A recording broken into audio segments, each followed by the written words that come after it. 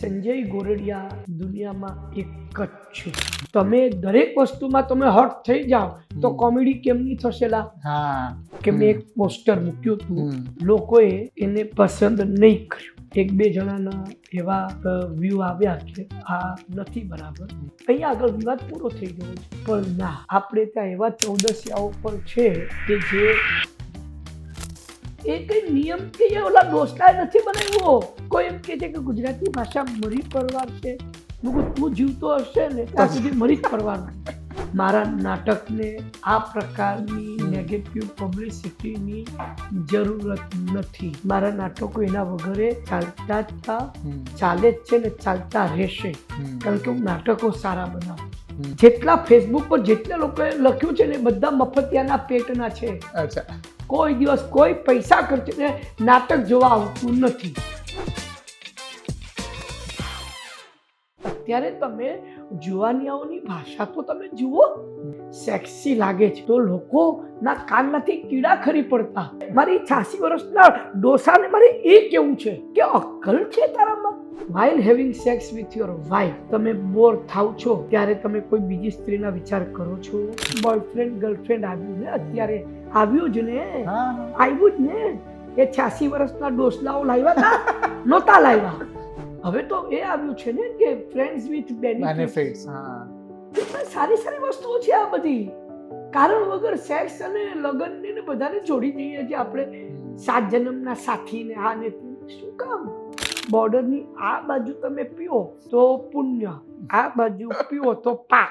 આ જે લાકડું કોંગ્રેસે ઘાલ્યું છે એ બીજેપી જ કાઢશે. ખાવા માટે નસીબ જોઈએ અને સારું ખાવા માટે સારું નસીબ જોઈએ. ખાવાની જે વસ્તુ જે છે એ કેટલી અદ્ભુત ભગવાન બનાવી છે. કે વેજીટેરિયન અને નોનવેજમાં શું હોય કે નોનવેજ વાળો વેજ ખાય, વેજ વાળો નોનવેજ ન ખાય.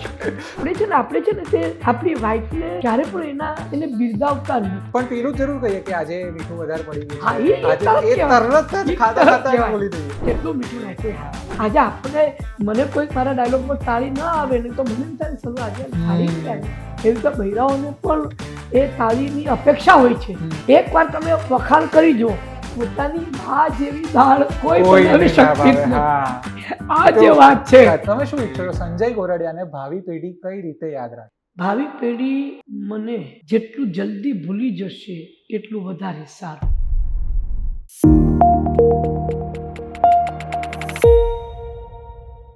Welcome to VT podcast. Welcome sir, કેમ છો? મજામાં. મારી સામે જે ગેસ્ટ બેઠા છે એમને કોઈ ઓળખાણની જરૂર નથી. તમે બધા જ એમને જોઈને કેટલી વખત ખડખડાટ હસ્યા હશો. મારું પર્સનલી એવું છે કે જ્યારે હું યુટ્યુબમાં શોર્ટ સ્ક્રોલ કરતો હોઉં ને જો સરના વિડીયોઝ આવે તો 2-5 મિનિટ બધું કામ મૂકીને આપણે હસવા લાગીએ. એટલે સંજયભાઈના નાટકો વિશે તો તમે બધા જાણો જ છો, પણ આજે આપણે એક્ટર, ડિરેક્ટર, પ્રોડ્યુસર સંજય ગોરડિયાને તો મળીશું, પણ એક ફૂડી સંજય ગોરડિયાને પણ મળીશું. એમનો ફૂડ પ્રત્યેનો પ્રેમ બહુ ગજબ છે, જેના વિશે એક છાપામાં કોલમ પણ લખે છે. પણ સર, શરૂઆત તો આપણે નાટકોથી જ કરીએ. એટલે તમે બહુ વર્ષ સુધી નાટકોમાં એક્ટર બનતા પહેલા પ્રોડ્યુસર અને ડિરેક્ટર રહ્યા. તો પહેલું સફળ નાટક કયું હતું?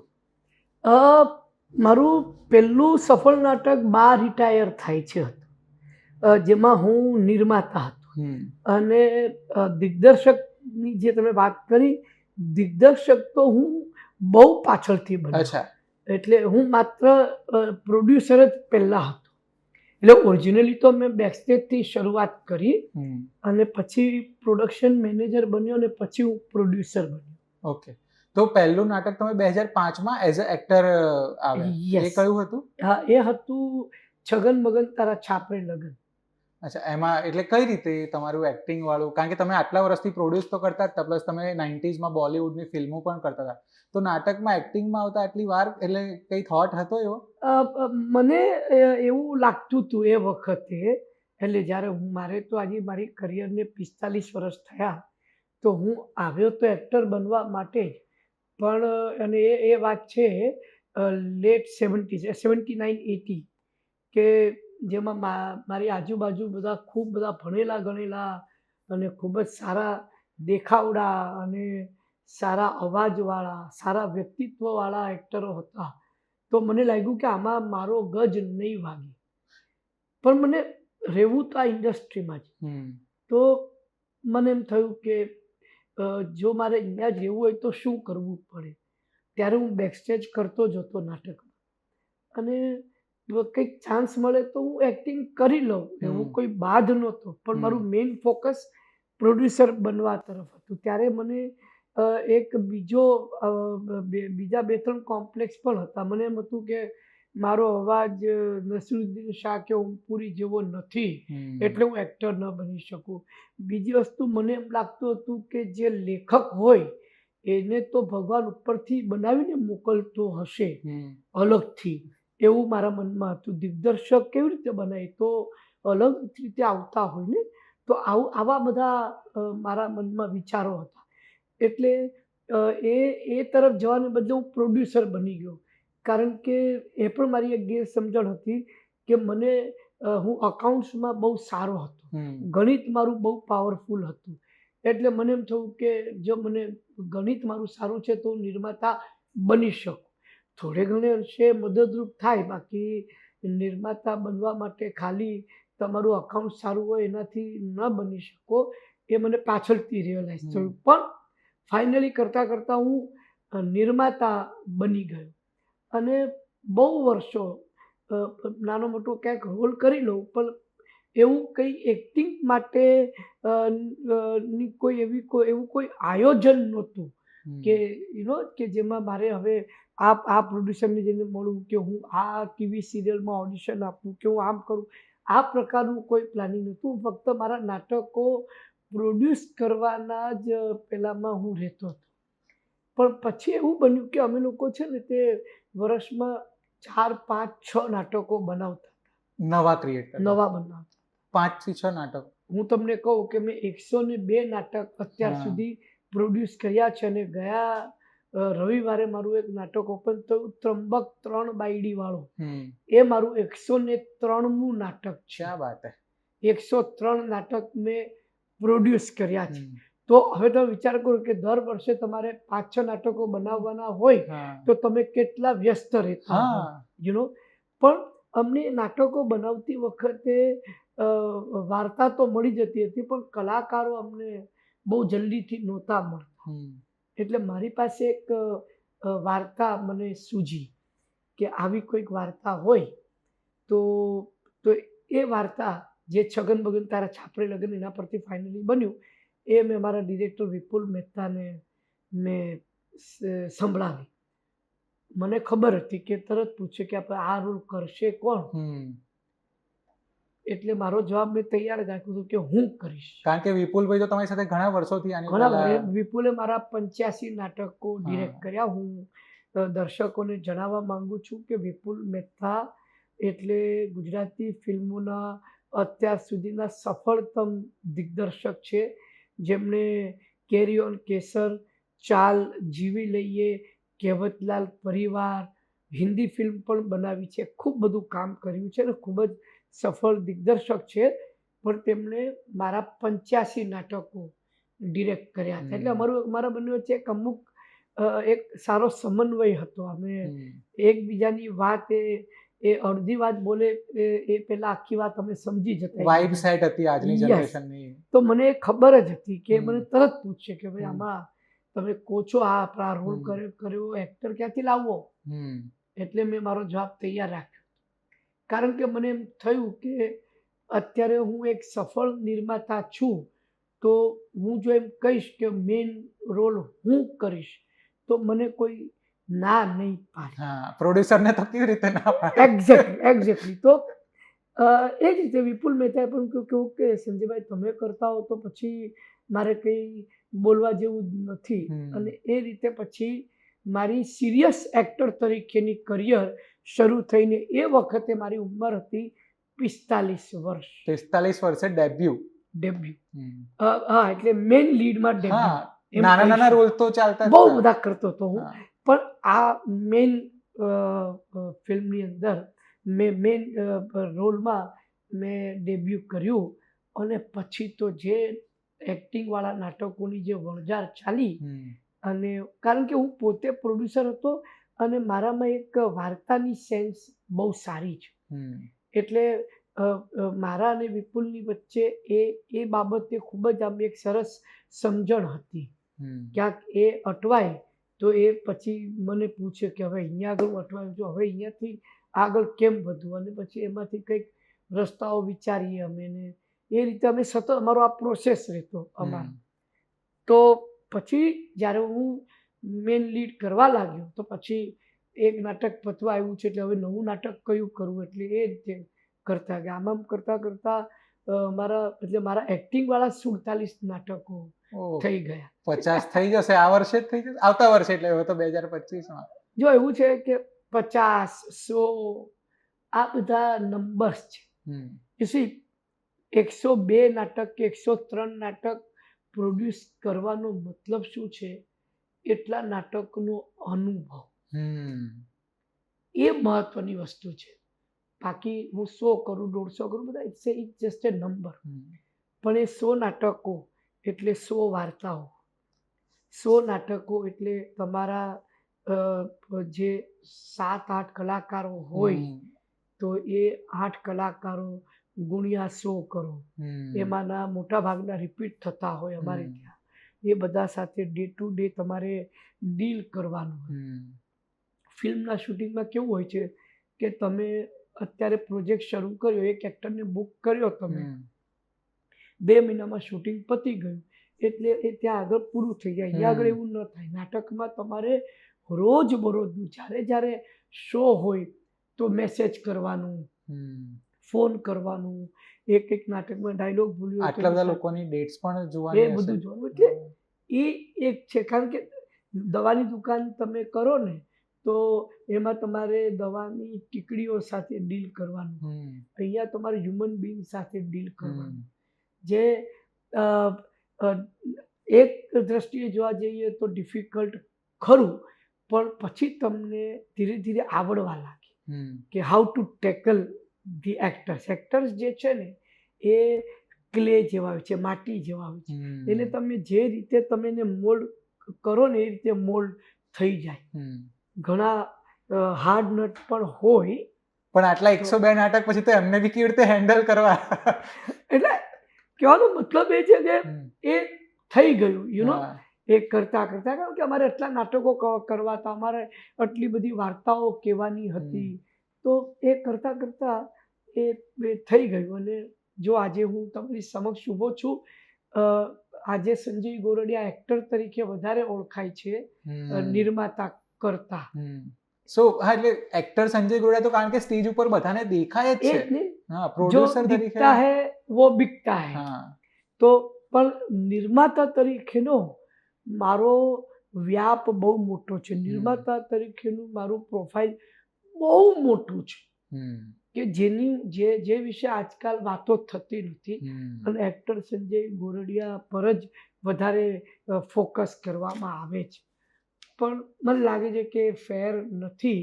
જો પ્રોડ્યુસર સંજય ગોરડિયા ન હોત ને તો એક્ટર સંજય ગોરડિયા ન હોત.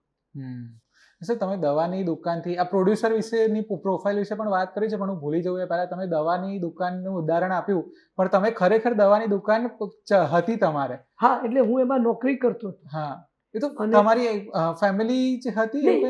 અમારું ફેમિલીનો આયુર્વેદિક દવાનો બિઝનેસ. અચ્છા. અને મારા ફાધર, મારા કાકા, મારા દાદા એ બધા લોકો વૈદ હતા. અચ્છા. એટલે પણ અમને એટલે તમને પબ્લિકની નાડ પારખતા આવડે છે? એવું કશું નથી. આમાં નાડ પારખતા આવડે છે નથી આવડતું શું છે, ભલભલા લોકો આમાં ગોથું ખાઈ જતા હોય છે. ઇસી નાટક કે સિનેમા જ્યારે પબ્લિક સામે આવે ને ત્યારે ખબર પડે કે આ હિટ છે કે ફ્લોપ. અને એ જ જે એની મિસ્ટ્રી છે ને, જે નાટકની એ મિસ્ટ્રી જ મને બહુ ગમે છે. તમે બધી ગણતરીઓ તમે કરો કે આ તો સરસ જ થશે, આમ જ થશે, આમ. તો ભાઈ જ્યારે ઓવરઓલ જ્યારે બનીને જ્યારે પ્રેક્ષકો સામે આવે છે ત્યારે એનું રિઝલ્ટ હંમેશા અણધાર્યું જ હોય છે. આપણે ચા પીતા પીતા પણ વાત થાય છે. નાટકમાં તો ઘણીવાર એવું પણ થાય કે આપણે ધાર્યો હોય કે આ સીનમાં આપણને બહુ જ લાફ્ટર કે ક્લેપ્સ મળશે, ત્યાં કદાચ ઓડિયન્સ એકદમ મૌન પણ હોય, તો એ પરિસ્થિતિ એ સંભાળવી પડે. એ જ આપણે એવું કહીએ કે આપણને ખબર જ નથી શું છે. એક્ઝેક્ટલી. અને એ જ તો વાત છે કે જે તમને યુ સી દવાની દુકાનમાં ધારો કે હું નોકરી કરતો તો ભાઈ મેં કે ક્યાંકથી પૈસાની વ્યવસ્થા કરી, મેં મારી પોતાની દુકાન પણ કરી હોત, પણ એ બધું કર્યા પછી એ મારા માટે મને બહુ બોરિંગ થઈ ગયું હોય. અહીંયા આગળ એ વસ્તુ બોરિંગ બનતી નથી, કારણ કે નવી નવી વાર્તા, નવા સીન, નવા ડાયલોગ, નવા કપડાં, નવો સેટ, નવા સેટ ઓફ એક્ટર્સ, એ ઘણી બધી ઘણો બધો રોમાંચ આમાં છે જે મને બહુ ગમે છે. પણ સર 103 નાટક એટલે કેટલી લાંબી કરિયર. લાઈક તમે રોજે રોજ મતલબ તમારે 24 કલાકમાંથી 12 કલાક તો સ્ટેજની આજુબાજુ જ કે કલાકારોની આજુબાજુ જ જતા હશે, તો ક્યારેય કંટાળો કે આમ કે આ નહોતું કરવા જેવું કે એવું કોઈ થોટ નથી આવતું, મોનોટોનસ થઈ જતું હોય? બિલકુલ, કારણ કે મારું મનગમતું કામ છે. યુ સી, હું દવાની દુકાનમાં મેં 2.5 વર્ષ નોકરી કરી છે. હું બહુ હેરાન થયો છું અને એટલે બહુ બોર થયો છું. કંટાળો આવે તમને કે ક્યાં અહીંયા ફસાયું છું. પણ જ્યારે હું અહીંયા આગળ નાટકમાં કે સિનેમા હોય કે ટીવી હોય, તો ફિલ્મ પણ આમ જોવા જઈએ ને તો ખૂબ જ કપરું ફિલ્ડ છે કે તમે એક્ટર તરીકે તમારે સવારે 9 વાગે બોલાવ્યા, આવી ગયા, મેકઅપ કરી અને બેસી ગયા તમે, એની પછી તમારો શોટ ક્યારે આવશે તમને ખબર નથી હોતી. તો પણ ત્યારે પણ એક પ્રોફેશનલ એક્ટરની જેમ તમારે ખુરશી પકડીને બેસી રહેવાનું.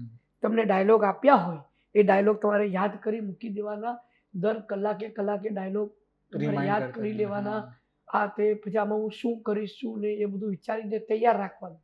તમને બોલાવે એટલે ફટાફટ તમારે ડિલિવર કરવાનું. એટલે હવે મને પ્રોડ્યુસર તરીકે બી તમારી પાસેથી એ જાણવું છે કે કોઈ વખત તમારું નાટક એવું બન્યું છે કે ફ્લોપ ગયું હોય, કે તમે ધાર્યું હોય એટલું ના ચાલ્યું હોય, કે ઓડિયન્સનો રિસ્પોન્સ સાવ જ અલગ આવ્યો હોય? ઘણા બધા નાટકો. તો કેવી રીતે પછી હેન્ડલ કરો? પછી બીજું નાટક બનાવવાની હિંમત કેવી રીતે આવે? કેવી રીતે? એવું છે કે હું છે ને તે જે નાટકમાંથી પૈસા કમાયો હોઉં ને એ ફરી પાછા મેં નાટકમાં જ નાખ્યા છે. એવું નહીં કે આ પૈસા આવ્યા, હવે આની SIP કરી નાખો. હવે નવું નાટક છે ને, એના માટે હવે નવું ફાઇનાન્સ શોધો. ના, અમે લોકોએ 1997માં નક્કી કર્યું કે બહારથી ફાઇનાન્સ લેવાનું નહીં. અચ્છા. બાય પોલિસી વી ડિસાઇડેડ બહારથી ફાઇનાન્સ નહીં લેવાનું. હું તમને કહું, મોટા મોટા પ્રોડ્યુસરો એટલે કે BR ચોપરા, યશ ચોપરા, આ લોકો હંમેશા બહારથી ફાઇનાન્સ પોતાના પૈસા ન નાખે. અલા, તમારા જ નામ પર ફિલ્મો વેચાય છે, તમારા આટલા મોટા સ્ટાર છે, ફિલ્મમાં લોસ થવાની શક્યતા બહુ ઓછી છે, છતાં પણ એ બહારનું પૈસો લઈ અને એને પાર્ટનરશિપ આપવાની મૂર્ખામી સતત કરતા. આદિત્ય ચોપરાએ યશરાજ વિશે ડોક્યુમેન્ટરી બની, એમાં એને કહ્યું કે દિલવાલે દુલ્હનિયા હું તો જ બનાવીશ જો તમે આપણા ઘરના પૈસા લગાડશો, બહારથી ફાઇનાન્સ નહીં લેવાનું. અને ત્યારે એટલે મને ખબર છે. તો આ જે વાત છે ને, જે કે ઠીક છે, ક્યારેક લોસ થાય, ક્યારેક બહુ મોટો પ્રોફિટ પણ થાય, એટલીસ્ટ તમને તમારામાં ભરોસો હોવો જોઈએ. એટલે અમે બહારથી ફાઇનાન્સ લેતા જ. એટલે બીજું નાટક બનાવવું હોય, આજે આ નાટક સુપર ફ્લોપ થઈ ગયું, પણ અમારી પાસે રૂપિયા પડ્યા હોય કે તરત બીજું નાટક બનાવવાનું, મૂવ ઓન. એવું નથી કે ફ્લોપ થાય તો તમને કશું થાય જ નહીં, એવું ના હોય. તમને દુઃખ થાય, તમે નાટક ચલાવવા માટે હવા ત્યાં મારો, એ બધું જ હોય. પણ આફ્ટર અ વાઇલ તમને ખબર પડી જાય કે ભાઈ બસ આનાથી વધારે આમાં મહેનત કરવા જેવી નથી, આ ઘૂસી ગયું છે નાટક. અને હવે એટલે એ સેલ્ફ રિયલાઇઝેશન થવું બી બહુ ઇમ્પોર્ટન્ટ છે ને, કે હવે આમાં નહીં જ થાય એમ, કે કદાચ યુ સી મારો સેલ્ફ એસેસમેન્ટ પાવર છે ને એ બહુ જ સારો છે. અને મેં હંમેશા એવું વિચાર્યું છે કે હું જેમાં હું ધારો કે આમાં મને 100 માર્ક આવે છે તો હું હંમેશા મારી જાતને 90 માર્ક જ આપું. એને કારણે શું થાય કે હું મારી વેલ્યુ થોડીક ઓછી જ કરું, મને વાંધો નથી, પણ એટલીસ્ટ ઓવર કોન્ફિડન્ટ હોવા કરતાં એ અંડર નુકસાનથી કોન્ફિડન્ટ હોવું એ હમ, વધારે હા. સારું છે. આ હંમેશા મેં માન્યું છે. એટલે સેલ્ફ એસેસમેન્ટ પાવર જે છે ને, જેનો જેટલો સારો હમ, એટલો એ માણસ વધારે સફળ. હમ, એને એની નબળાઈ ખબર હોય. યુ સી, હમ, તમે તમારે છે ને તે તમારી જે ઉજળી બાજુ હોય ને એ તો તમને લોકો આવીને કહેશે. હમ, તમારી નબળાઈઓ હમ, કોઈ આવીને નહીં. હમ. તમારે તમારી નબળાઈઓ જાણવાની છે અને એના ઉપર વર્ક કરવાનું આ તો સફળતાનો મંત્ર તમે વાતમાં આપી દીધો. છે. અચ્છા સર, તમે 45મા વર્ષે સ્ટેજ પર એક્ટિંગ પ્રોપર ડેબ્યુ કર્યું. જનરલી લોકો એક્ટિંગ ડેબ્યુ કરવા માટે જ્યારે યંગેસ્ટ હોય ત્યારની પસંદગી કરતા હોય, અને સ્ટેજ પર તો ખાસ એવું હોય કે પહેલા આટલા બધા ઇક્વિપમેન્ટ્સ નહોતા, તો કે તમારો અવાજ જેટલો બુલંદ એટલા તમારા લીડ થવાના કે ચાન્સીસ હોય. સર, તો તમારા અવાજ કે કદ કાઠીને લઈને ક્યારેય કોમ્પ્લેક્શન્સ કે એવું થયું હતું કે આપણે જરાય નહીં નહીં. ચાલીએ? એ જે શરૂઆતમાં જે કોમ્પ્લેક્સ હતો ને હા. શરૂઆતમાં, એને કારણે હું પછી આગળ એક્ટર તરીકે નહીં વધ્યો. હમ, પણ પછી મને રિયલાઇઝ થયું હમ, કે સંજય ગોરડિયા દુનિયામાં એક જ છે. હમ, એની તોલે કોઈ નહીં આવી શકે. ધારો કે મારો એક ભાઈ છે, તો પણ મારો ભાઈ જે છે, જ્યારે મારા પછી મારો ભાઈ પેદા થયો તો એ મારા જેવો નથી. હમ, કારણ કે એ જ્યારે પેદા થયો ત્યારે એની પાસે ઓલરેડી એક ભાઈ છે. હમ, એ અલગ છે. હમ, યુ નો, સંજય ગોરડિયા એક જ છે. હમ, એ વસ્તુ દરેક વ્યક્તિએ જાણવા જેવી છે. અને બીજી વાત એ છે કે કોમેડી જે છે, હ્યુમર જે છે, એ મારામાં ઇનબિલ્ટ છે. હમ, ધેટ ઇઝ વન થિંગ. બીજું, મને શોભે છે. હમ, યુ નો, આ બે વસ્તુ બહુ તમારે એ જોવાનું છે કે તમને શોભે છે ખરા. તમે સૂટ પહેરી તો લીધો, શૂઝ પહેરી તો લીધા, પણ પછી એ કેરી કરી શકો છો કે નહીં? હમ, બાકી સૂટ પહેર્યા બાદ પણ તમારી ચાલ લેંઘા પહેરેલા જેવી જ હોય તો તમારે એમાં સુધાર લાવવાની જરૂર છે. હા, મારી મચેડીને બેસાડી દીધું એવું થાય હા, પછી. એ ન થવું જોઈએ. એટલે જ કદાચ સર, હા, સોરી, સર, ના, પ્લીઝ. એટલે હું જ્યારે કોમેડી કરું ને જ્યારે, તો એમાં લોકોને મજા આવે છે. વાત એ છે કે હું મારા ચહેરામાં એક એવી વસ્તુ છે કે જેના ઉપરથી ખબર પડે કે આ એક ઇનોસન્ટ પર્સન પણ છે, આ ચાપ્ટર માણસ પણ છે, આ વિક્ટિમ પણ છે, આ અક્યુઝ પણ છે.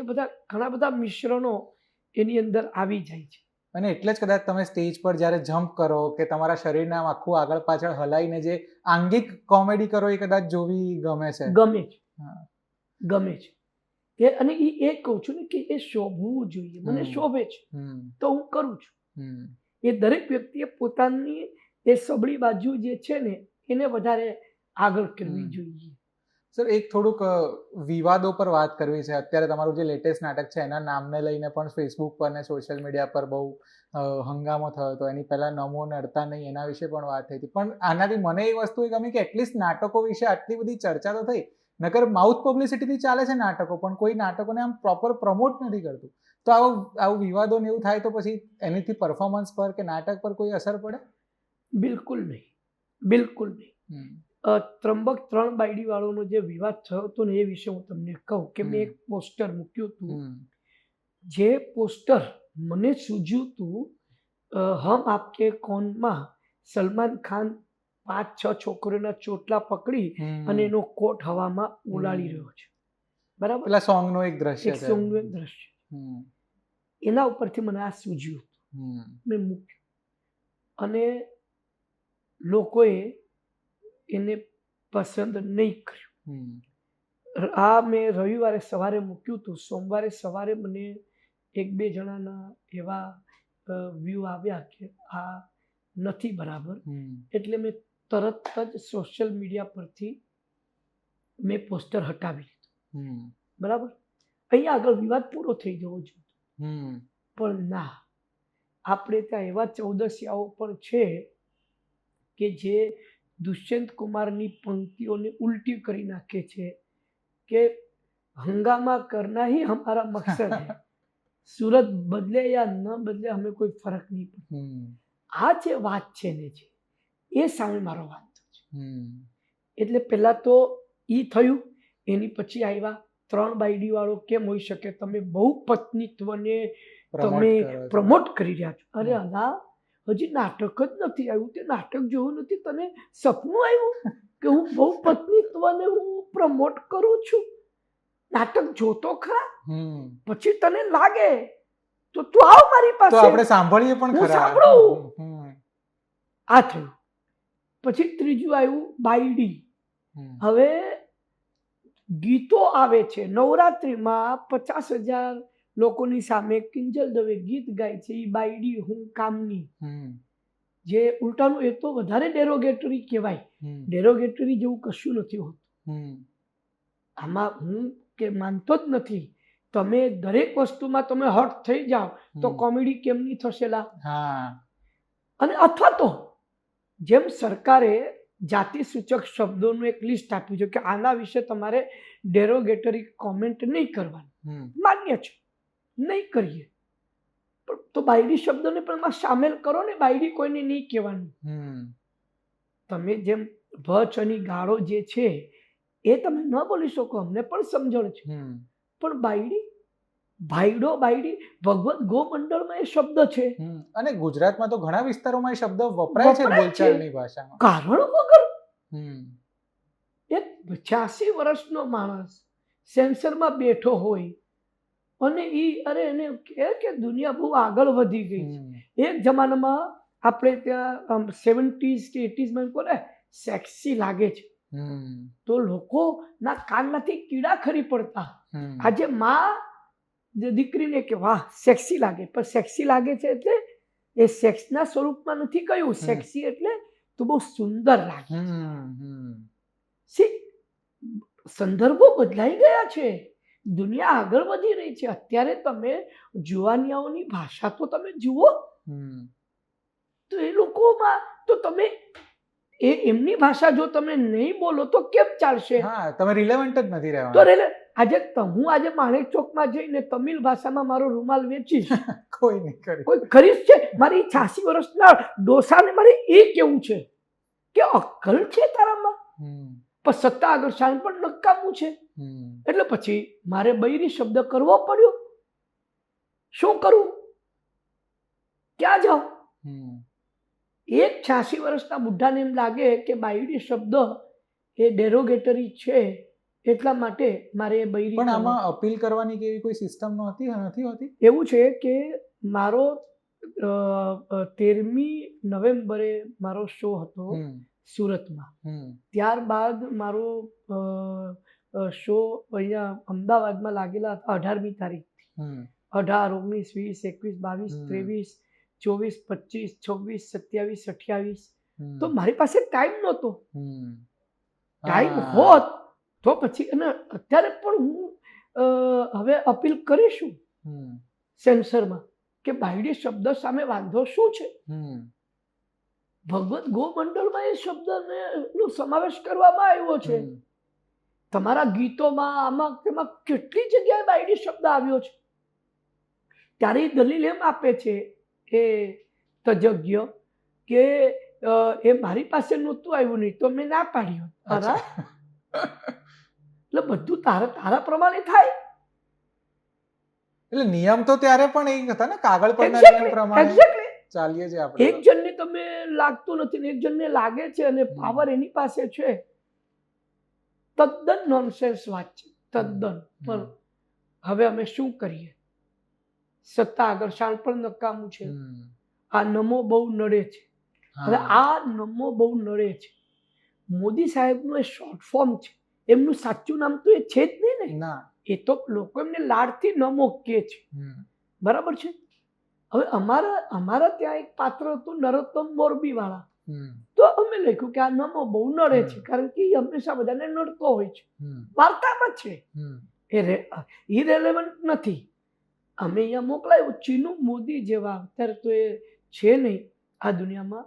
મેં એમની સાથે વાત, ચીનુભાઈ તમે આ પૂછો, અમને કહેવામાં આવ્યું છે, સંજીવભાઈ અમને કહેવામાં આવ્યું છે મોદી સાહેબને શું કે બીજા કોઈ કામ ધંધા નહીં હોય કે કહેતા ફરી નમો નહીં આવવું જોઈએ? એમને કદાચ ખબર પણ નહીં ખબર હોય. પણ નહીં હોય. પછી મેં એમને એ ફોન પર વાત કરતા કરતા મેં એમને એક સૂચન કર્યું, આ નમોને બહુ નડતા નહીં એવું રાખવું તો એક 2 સેકન્ડનો પોઝ આવ્યો કહું, હા એ ચાલે કરો. નરેન્દ્ર મોદીએ તો તમારો વિડીયો કોરોનામાં રીટ્વીટ કર્યો હતો ત્યારે, એટલે એક્ઝેક્ટલી. હા અને આવું થાય છે એટલે શું, કુંભાર કરતા ગધેડા ડાયા એના જેવું થાય ચા છે. કરતા કેટલી ગરમ હા. વાળી વાત છે. જસ્ટ તમને ન ગમે, અરે તમે જુઓ, તમે જુવાનિયાઓની લેંગ્વેજ જુઓ ને, એ લેંગ્વેજ ને મારે અપનાવવી છે. કારણ કે એવું છે કે ભાઈ એ તજજ્ઞ વૃદ્ધ થઈ ગયા છે, મારે વૃદ્ધ નથી થવું, મારે રેલેવન્ટ રહેવું છે. હું તો હજી કાર્યરત છું, હું કઈ બેકાર થોડી થઈ ગયો છું.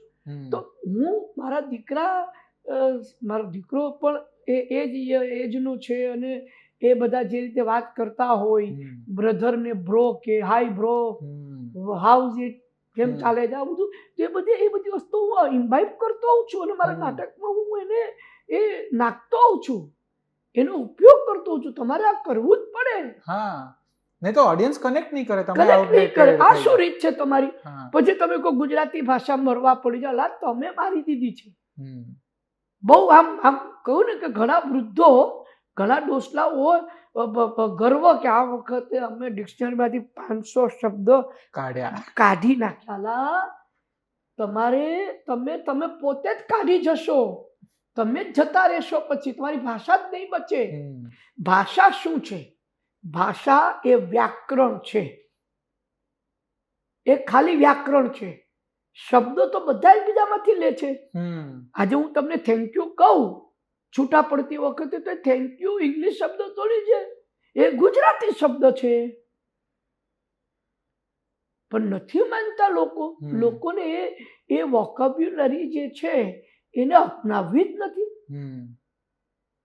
અરે હું કાલે જ એટલે પછી પેલા જેવું થઈ જાય તમારા સુંદર બે બાયડી વાળો, કે એ નાટકમાં પેલા બેનનું જે પાત્ર છે જે પ્રકારનું ગુજરાતી બોલી રહ્યા છે, જે પ્રેક્ટિકલ લાઈફમાં પોસિબલ ભદ્રીય ભાષા આપણે જેને કહીએ, એ કેટલો રમણલાલ નીલકંઠે કેટલો કટાક્ષ એ વખતે કર્યો હતો કે ભાષાને શું વળગે ભૂર, રણમાં જીતે શૂર. ભાષા ભાષા ભાષા કરો તમે યાર. અને મૂળ કામ તો કમ્યુનિકેટ કરવાનું છે, એક વાત બીજા વ્યક્તિ સુધી પહોંચાડવાનું છે. ભાષાનું પ્રાથમિક કાર્ય એ છે કે હું મારી વાત તમારા સુધી પહોંચાડી શકું. અલંકાર, કવિતા, નવલકથા, નવલિકા, લેખ, એ બધું પછી આવે છે.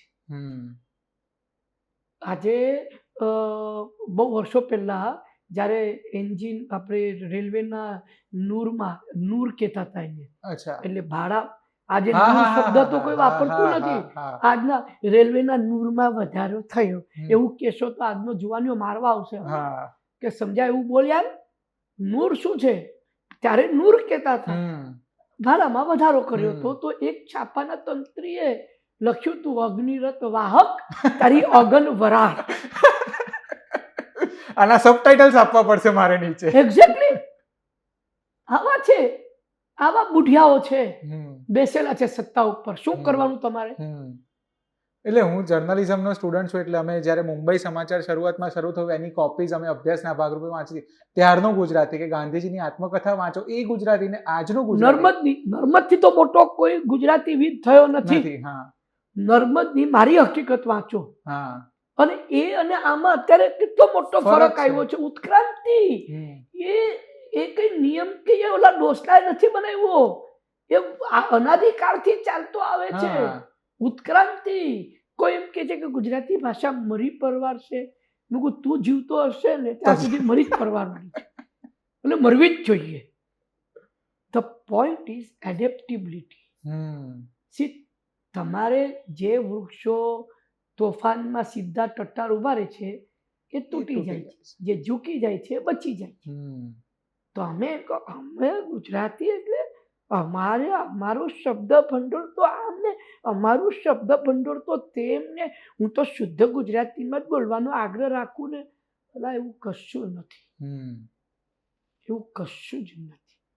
સામેવાળા માણસને સમજાય એ રીતે બોલ. હા પછી એમાં તને એમ લાગે કે આ બેન જે છે એ શિક્ષિકા છે અને એમને બહુ ને ગુજરાતીના શિક્ષિકા છે ને એમને બહુ અંગ્રેજી નથી આવડતું, તો તમને એક બે શબ્દ તમે અંગ્રેજીમાં કહ્યા અને એ ન આવડ્યા તો તમે એને પછી ગુજરાતીમાં એને કહો તો અલગ વાત છે.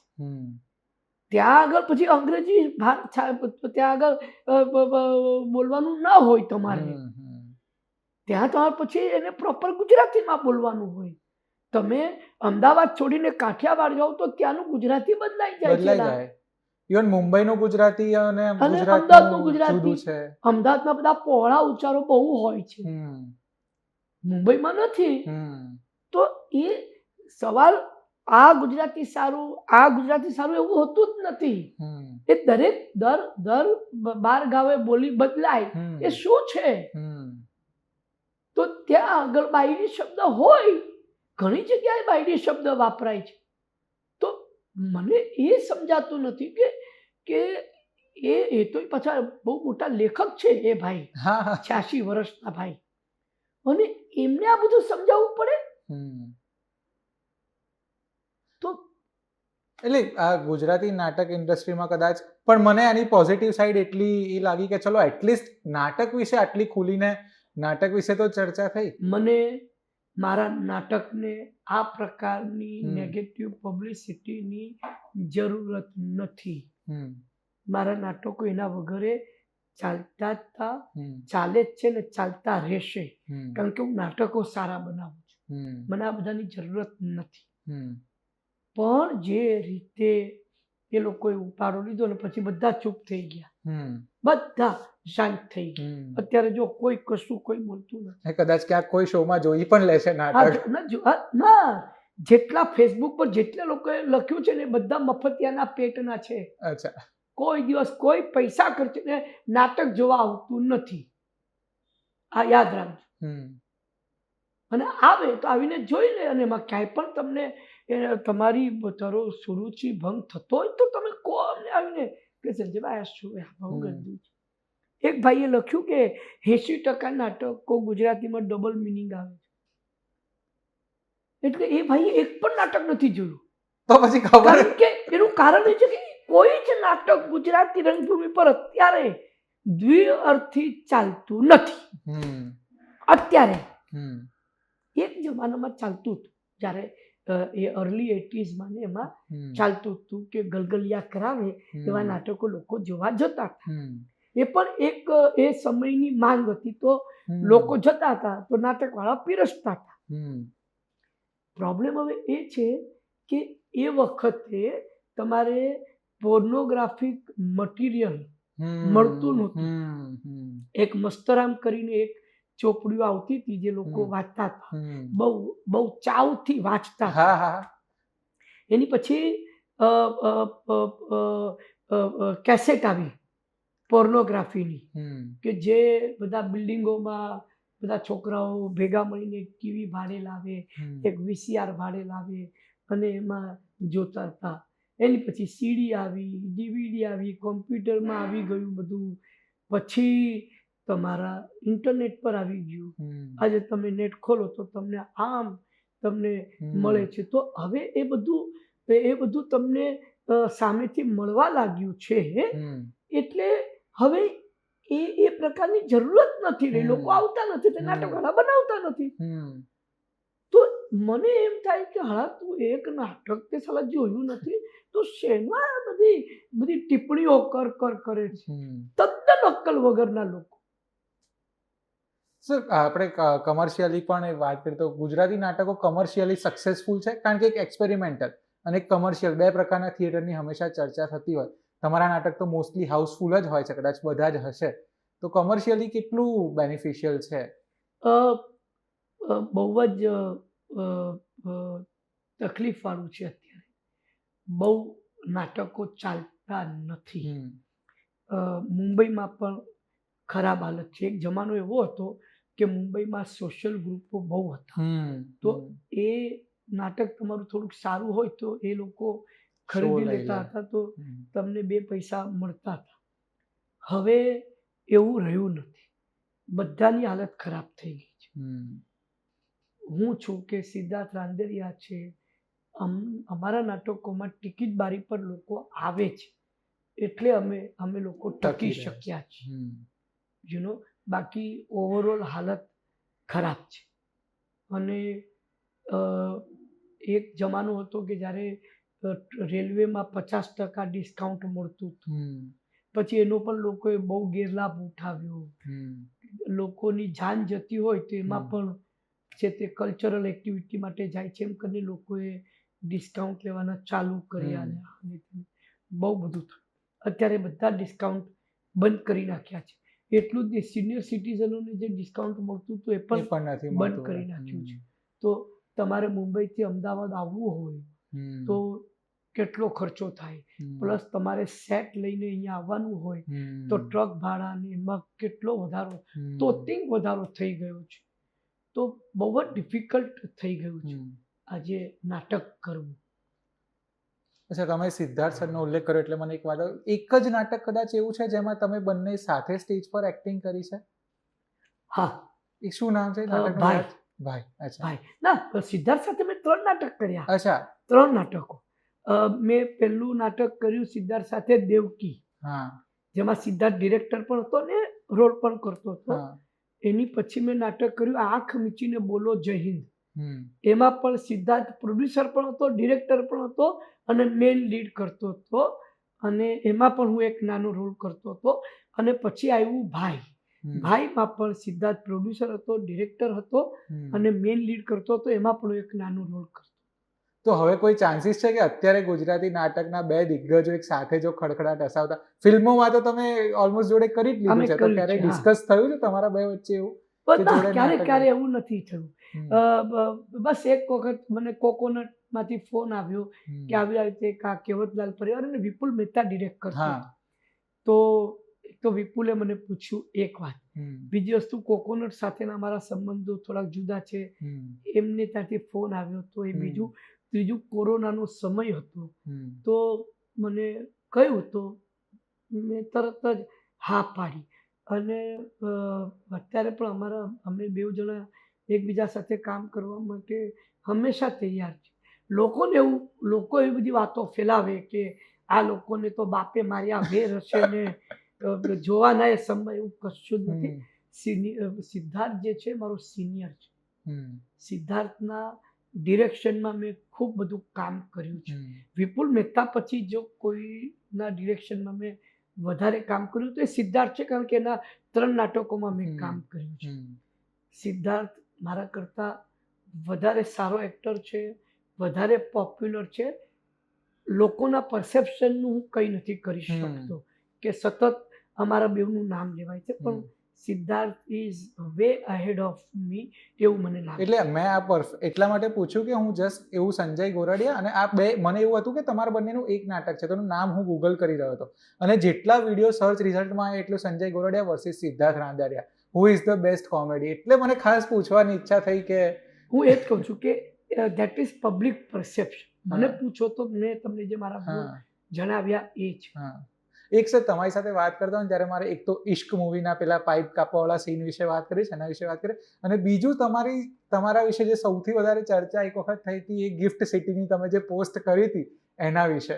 તો એ પોસ્ટ તો તમે હટાવી દીધી, પણ તમને મતલબ તમે એવું ઈચ્છો છો કે ગુજરાતમાંથી દારૂબંધી હટી જવી જોઈએ? બિલકુલ હટી જવી જોઈએ. બિલકુલ હટી જવી જોઈએ. પણ મહારાષ્ટ્રમાં જે પ્રકારની જે દારૂની છૂટ છે એવી છૂટ ન મળવી જોઈએ, એ હું બિલકુલ માનું છું. કે મહારાષ્ટ્રમાં તો તમે આમ રસ્તા પર નીકળો તો દર 3જી દુકાન દારૂની હોય. અને અમારે એટલે એવું ન વિચારતા કે મહારાષ્ટ્રમાં દર 3જો માણસ લથડિયા ખાતો ચાલતો હશે, એવું કશું જ નથી. પણ ત્યાં તમને દારૂ છૂટથી મળે છે. પણ એ પ્રકારની સ્થિતિ અહીંયા થાય એવું તો હું નહીં જ ઈચ્છું, કારણ કે હજી એના માટે ગુજરાત તૈયાર નથી. પણ દારૂ પીવો એ ગુનો છે, એ નીકળી જવું જોઈએ. કારણ કે મને એક વાત સમજાતી નથી કે ગુજરાતમાં ભિલાડ જે આપણે બોર્ડર કહેવાય છે, હમ. બોર્ડરની આ બાજુ તમે પીઓ તો પુણ્ય, આ બાજુ પીઓ તો પાપ. આ કઈ પ્રકારનો ન્યાય? આ મને સમજાતું નથી, હમ. ખરેખર કહું છું. આ જે લાકડું કોંગ્રેસે ઘાલ્યું છે હમ. એ બીજેપી જ કાઢશે એવી મને આશા છે. ધીરે ધીરે આવે છે. ગિફ્ટ સિટીમાં થઈ ગયું છે, સુરતમાં ડાયમંડ બુર્સમાં એ હમ. છૂટ આપી છે. હમ. ધીરે ધીરે એ લોકો એ કરી રહ્યા છે. હમ. પણ મને એમ લાગે છે કે સંપૂર્ણ દારૂબંધી દૂર થવી જોઈએ ગુજરાતમાંથી, એવું મને લાગે છે. એટલે જ્યારે આ એવોર્ડ ફંક્શનમાં મને પણ આમંત્રણ મળ્યું હતું અને અમને કહેવામાં આવ્યું હતું કે તમારા માટે બધી વ્યવસ્થા રાખી છે, એટલે બાજુમાં જ હતું, એટલે હમ. અહીંયા ફંક્શન ચાલતું હતું ને હા, અહીંયા એટલે એમાં તો છુપાડવાની કેવી કોઈ વાત હતી જ નહીં ને. વાત જ નહોતી, કારણ કે એ તો ઓફિશિયલ હતું. હા, કે પેલા તો- રૂમમાં જઈને પીજો હા, એવું તો એવું હતું ને. કશું જ નહોતું કે અલગ રાખજો, એ આ નહીં અહીંયા નહીં, પેલા પેલી બાજુ, એવું કશું જ નહોતું. તો ત્યાં આગળ અમે ગયા, મેં તો બિયરનો ગ્લાસ, હું તો ખુશ થઈ ગયો. હમ. અને તમને શું લાગે છે કે હું કહીશું રોજ દારૂ પીઉં છું? હા, એટલે કોઈ એવું ના કોઈ કરતું. એવું કે મારા ઘરે એની ગિવન ટાઈમ 30-40 બોટલ દારૂની પડી હોય, કારણ કે હું મારી ફોરેન ટૂરો બહુ થાય, હમ. તો ડ્યુટી ફ્રીમાંથી હું સ્કોચ વિસ્કીઓ લઈ આવું. હમ. મને દારૂ ભેગો કરવાનો બહુ શોખ છે, હમ. અલગ અલગ બ્રાન્ડ, અલગ અલગ, મને એના વિશે જ્ઞાન પણ છે. હમ. તો એ બધું મારા ઘરમાં રાખવું, પણ એવું ના હોય કે હવે આજે કઈ નથી ચાલ બાટલી કાઢ, એવું ના હોય. કોક આવ્યું તો ચા નહીં લે બે હા પૈ. હા, એવું થોડું હોય. અહીંયા આગળ આ એનો એટલો બધો એનો હાવ ઊભો કરવામાં આવ્યો છે, બાકી એ કશું જ નથી. એટલે જ્યારે આ થયું તો મને બહુ આનંદ થયો, અને મેં કહ્યું અહીંયા તો મારે બિયર પીવો જ પડે મારે. હમ. તો એ બિયર પીધો, અને ત્યાં ફાયર એક્સટિંગ્વિશર હતું, તો એની નીચે ઊભા રહીને મેં બિયર પીતો ફોટો પડાવ્યો હતો. અને પછી અરે યાર, પછી મને કોઈ અમારા એક કલાકાર મિત્રનો જ ફોન આવ્યો કે ભાઈ સરકારમાંથી કેણ આવ્યું છે કે આ પોસ્ટ હટાવો હમ. તમે તો સારું હમ. એમ. કારણ કે સરકાર પણ હવે શું કરે, એવું છે કે ભલે ભાજપની સરકાર છે, બહુમતીની સરકાર છે, હમ. સંપૂર્ણ બહુમતી છે, છતાં પણ શું થાય કે વિરોધીઓને કારણ વગરના મુદ્દાઓ મળી જાય. હમ. એટલે એ લોકો પણ, આ મારી ધારણા છે કે એ હમ. લોકો પણ બેબી સ્ટેપ લેવા હમ. માંગતા અને હશે કે ઓફકોર્સ તમારા લેવલનું કોઈ વ્યક્તિ જ્યારે મૂકે ત્યારે એનું ઇન્ફ્લુઅન્સ થોડું વધી જતું હોય એ એટલે. થયું જ.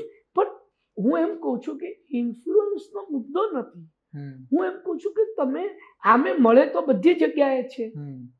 તો પછી એવો આડંબર શા માટે? હમ. તારક મહેતાએ બહુ સરસ કહ્યું હતું કે મુંબઈ અને ગુજરાતમાં ફરક છે. તારકભાઈ પહેલા મુંબઈ રહેતા હતા, હા હા. પછી અમદાવાદ શિફ્ટ થયા હતા. હા. અમદાવાદ અને મુંબઈમાં એક ફરક છે, મુંબઈમાં ત્યાં દુકાને લેવા જવું પડતું, તો અહીંયા આગળ ઘેર આવીને આપી જાય. કટાક્ષ. તો હવે આટલું લોકોને ખબર છે, પછી પણ એમ કહે કે ના, પછી તમે આમ કરો, તમે તેમ કરો. રે કશું નથી, લા તું નીચે ઉતર ને ત્યારે દારૂ મળશે, તો તું શેનો, તું તારે ન પીવો હોય તો તું ન પી.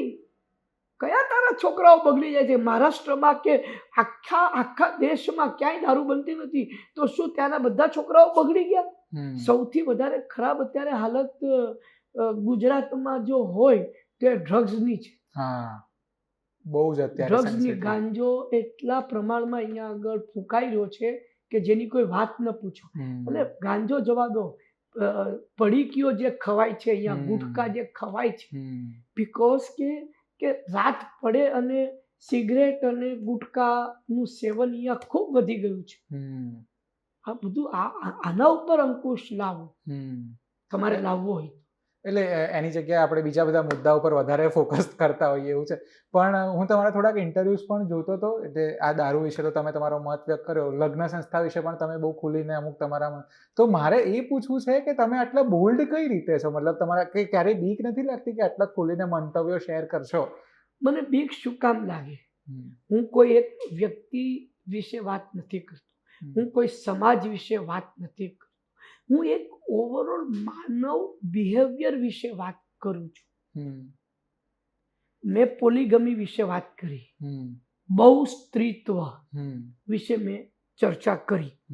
મારો પોઈન્ટ એ છે કે તમે પોતે જ દરેક પરિણિત માણસને મારો સવાલ છે કે while having sex with your wife, તમે બોર થાવ છો ત્યારે તમે કોઈ બીજી સ્ત્રીના વિચાર કરો છો? તમારી વાઈફ કોઈ બીજા પુરુષના વિચાર કરે છે?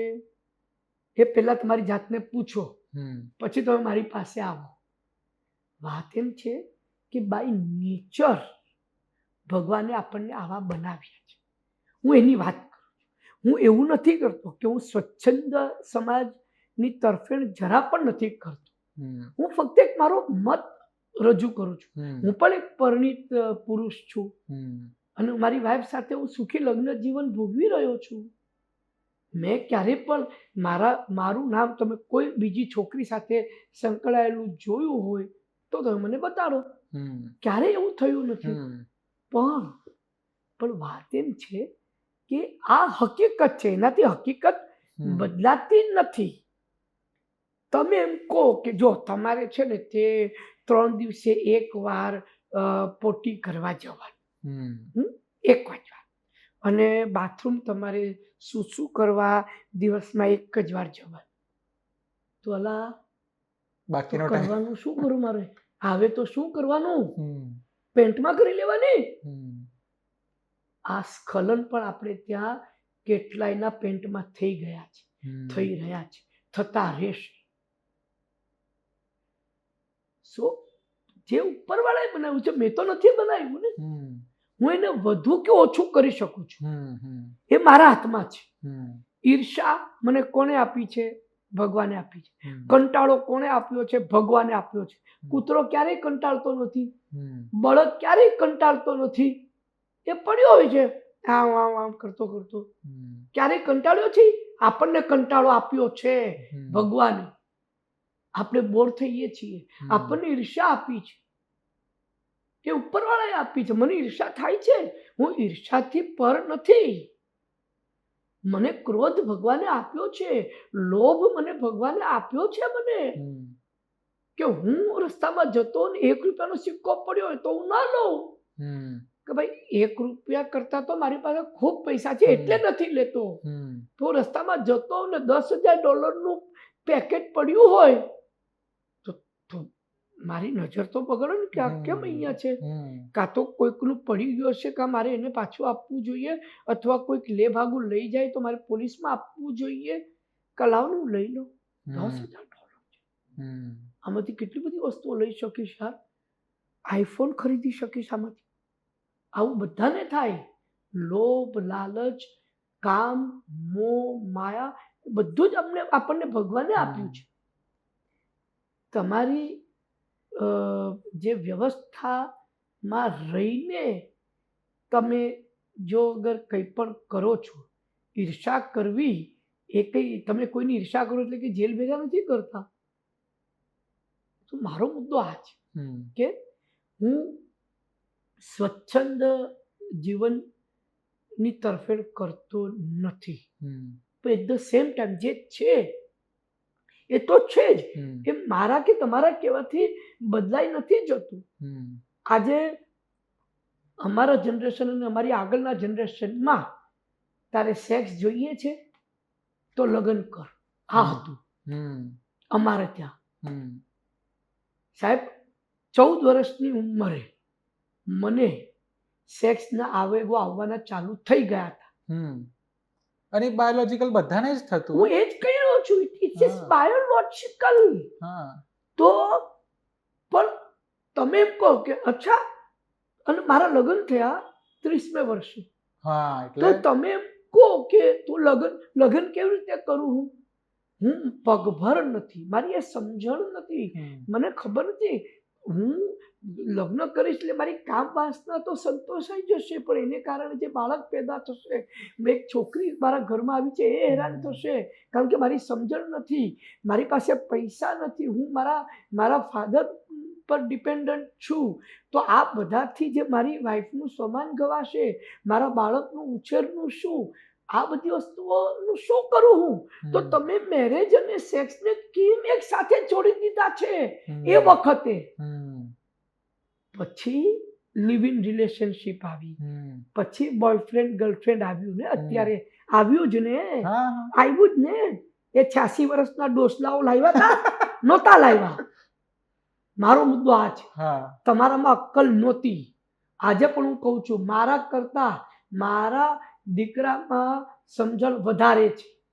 હમ આ દરેક આવનારી પેઢી હમ. એની પાછલી પેઢી કરતા વધારે Smart હોય છે. સમજદાર છે, વધારે સ્માર્ટ છે. આ યાદ રાખવું જોઈએ હમ. દરેક વ્યક્તિએ. હમ એ લોકો લિવ ઇન રિલેશનશીપનો કોન્સેપ્ટ લઈ આવ્યા. હમ અને લિવ ઇન રિલેશનશીપમાં તો તમારે વધારે વફાદાર રહેવું પડે. કારણ કે પેલી કે પેલો એક સેકન્ડમાં નીકળી જતો રહેશે હેલ વિથ યુ કહીને. હમ લાવ્યા ને. હમ અને આજે હું તમારા ચેનલ દ્વારા બધાને કહું છું કે તમને તમારી પાસે ગર્લફ્રેન્ડ હોય તમે પહેલા વર્ષ લિવિંગમાં રહો સાથે. કોમ્પિટિબિલિટી જુઓ. Sex is not everything.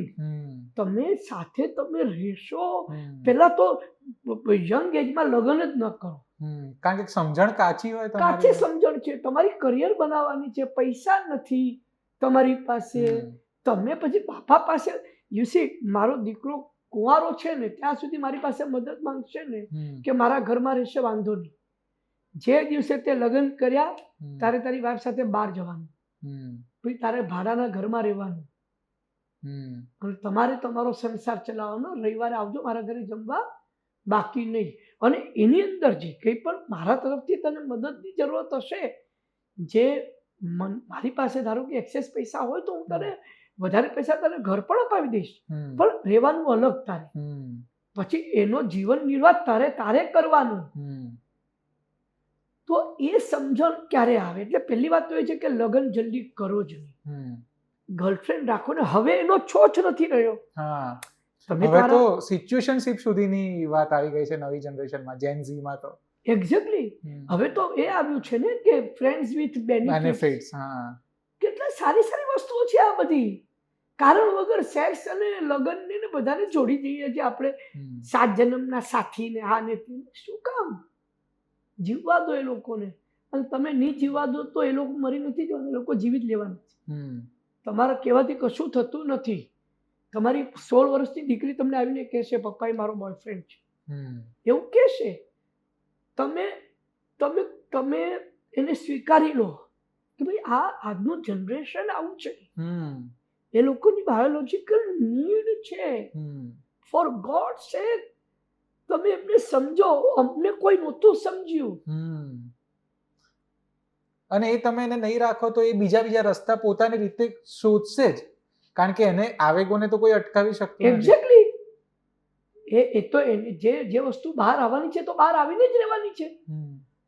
So the thing is કે 1 વર્ષ લિવિંગમાં રહો, પછી એમ લાગે કે નહીં યાર નથી યાર બહુ બોરિંગ છે. આજે આપણે લગ્ન શું કામ કરીએ છીએ? સુખી રહેવા માટે ને. પણ લગ્ન કરીને બધા દુઃખી જ થાય છે. આજે એક એવો આખો વર્ગ ઉભો થયો છે કે જે કે અમારે લગ્ન જ નથી કરવા લગ્ન, બંધાવું જ નથી. અચ્છા, એક બીજો એવો વર્ગ ઉભો થઈ રહ્યો છે, અમારે બાળકો નથી કરવા. હા, એ નવું છે હમણાં. અને હું કહું છું કે 2 જણાનો જે નિર્ણય હોય તો હું એ નિર્ણયને માન આપું છું કે બરાબર છે, અમે કૂતરો પાળીશું, બાળક નહીં કરીએ. કારણ કે ઓલરેડી દુનિયામાં તમે જુઓ, દિલ્હીમાં પ્રદૂષણની સ્થિતિ જુઓ સાહેબ. અને હજી પણ બીજેપી વાળા આપ પર નાખે છે. આપ વાળા કરવાના શું હતા? બધા ભેગા મળીને કે આ તમારા કારણે નથી થયું. આજે સવારે જ મેં ન્યૂઝમાં જોયું કે આમ આદમી પાર્ટી, અરે એ લોકો થોડું પ્રદૂષણ કે એ લોકો ધુમાડો છોડવા થોડા ગયા છે. બધા બેસો સાથે અને એનો નિવેડો લાવો યાર. તમે આના પર નાખો, પછી આપ વાળા એમ કે અમે પર્યાવરણ મિનિસ્ટરને અમે 4 પત્ર લખ્યા, એક પણ જવાબ નથી આવ્યો, એક પણ મીટિંગ અમને નથી આપી. પ્રદૂષણ તો ત્યાંનું ત્યાં જ છે. પ્રદૂષણ ત્યાંનું ત્યાં જ છે. તો આવી દુનિયામાં હું મારા બાળકને શું કામ પેદા કરું? મારું જીવન નીકળી જાય તો સારું એમ થાય. સો આ જે બધા વિચારો છે એ બધા વિચારોને અપનાવો, એને સમજવાનો પ્રયત્ન કરો. હું એમ કહું. સર એટલે બહુ ઊંડાણપૂર્વકની તમે વાત કરીને એનાથી મને એમ થાય કે જેટલા લોકો ખાલી દર્શક તરીકે તમને જોવે છે નાટકમાં, તો એમના માટે સંજય ગુરડા બહુ જ ફની છે. કોઈક વખત મૂરખનું પાત્ર, કોઈક વખત જોકર જેવી નૃત્યનું પાત્ર, અત્યારે તમે જે વાતો કરો બહુ જ ઊંડાણપૂર્વકની, સમજપૂર્વકની. તો નાટકના એક્ટર તરીકે તો તમે બહુ બધું ઓબ્ઝર્વ કરતા જ હશો, પણ વાંચન પણ તમારું એટલું બહોળું હશે. હું બહુ ઈમાનદારી સાથે કહું છું કે મારું વાંચન એટલું બધું નથી, અને એનું મને ભારોભાર એનો અફસોસ છે કે હું એટલું નથી વાંચી શકતો. કારણ કે વાત એવું નથી કે મારે કોઈ ટાઈમ જ નથી હોતો, ના, ટાઈમ હોય છે, પણ વાંચન જે એવી વસ્તુ છે કે તમારે બધું ભૂલીને વાંચવું પડે, બધું જ ભૂલી જવું પડે. એટલી બધી વસ્તુઓથી હું ઘેરાયેલો છું, એટલા બધા વિચારોથી, કે મારું વાંચન બહુ ઓછું થઈ ગયું છે, જેનો મને બહુ અફસોસ છે. તો આટલી બધી સમજણ ઇવોલ્યુએશન કેવી રીતે થયું? કારણ કે મેં ખૂબ બધું વાંચન પહેલા કર્યું હતું, ખૂબ વાંચન ખૂબ કર્યું છે મેં, અને ખૂબ વિચાર્યું છે. તમે રજનીશને તમે સાંભળો, રજનીશને હું બહુ સાંભળું છું, જાવેદ અખ્તરને હું બહુ સાંભળું છું. તો એ બધા વિચારો જે છે એને હું મારામાં ઇમ્બાઇબ કરું છું, એ વિચારોને સમજું છું, અને પછી એને હું મારી રીતે એમાંથી મારું એક મંતવ્ય બનાવું છું.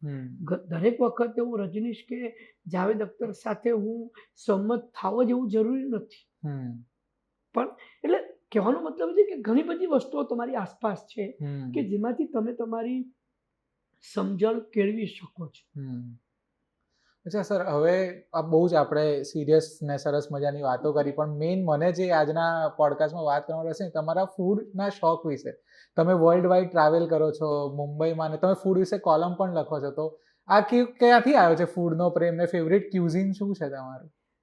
મારું ફેવરિટ ક્યુઝિન ઓરિએન્ટલ ક્યુઝિન છે. ઓરિએન્ટલ ક્યુઝિન એટલે એક સાદી ભાષામાં આપણા દર્શકોને કહી દઉં કે ચાઇનીઝ, જાપનીઝ, કોરિયન, એ જે બર્મીઝ ઓર વિયેટનામીઝ, આ બધું જે છે ને, એ જે નૂડલ બેઝ જે છે એને ઓરિએન્ટલ ફૂડ કહેવામાં આવે છે. આ પહેલો તમારો જવાબ.